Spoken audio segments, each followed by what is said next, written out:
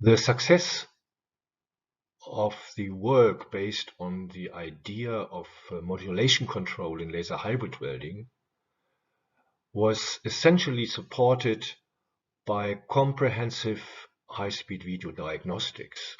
Only with this we were able to get a better insight into the influence on the geometry of the melt cavity, of the droplet transfer, the keyhole behavior, and the thermal cycles of the droplet transfer and the keyhole opening, and also about the mutual interactions of these different sub-processes.